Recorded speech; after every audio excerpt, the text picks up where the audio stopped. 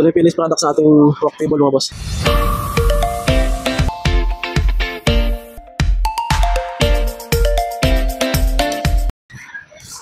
Meron tayong dalawang outlet na nilagay dito. Yung isa. Optional lang naman ito mga boss kung ilan ang nilalagay nyo. Pwedeng 4, pwede rin 2, pwede rin 1. Ang gamit nating bakal dito is tubular. Tubular na galvanized. 2x3. Ito yung design nyo. Tapos naglagay tayo mga boss dito ng ating wire hole.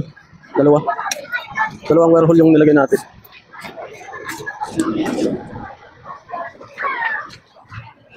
Bali sukat nito 24 inches by 200 cm yung haba. Tapos meron itong lock sa ilalim, dalawa. Medyo magastos to kasi pinatibay natin.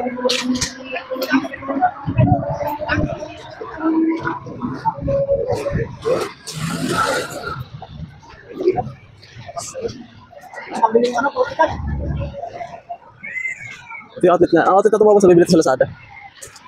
Meron niya sa Lazada, sa Shopee. Online, meron niya. Yung gandahan ng sa outlet na to, may USB na siya. Pwede ka mag-charge dito. Pero cellphone, laptop, pwede ka rito.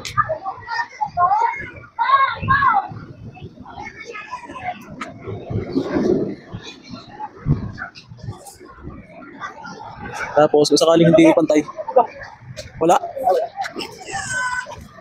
Sakaling hindi pantay ang flooring, yung pinakapaan niya, naangat yan. Pwede mo siyang iangat, pwede rin baba. Yun lang mga boss, maraming salamat. Please like and share mga boss. Masubscribe na rin mga boss ng ating YouTube channel. Maraming salamat mga boss. God bless.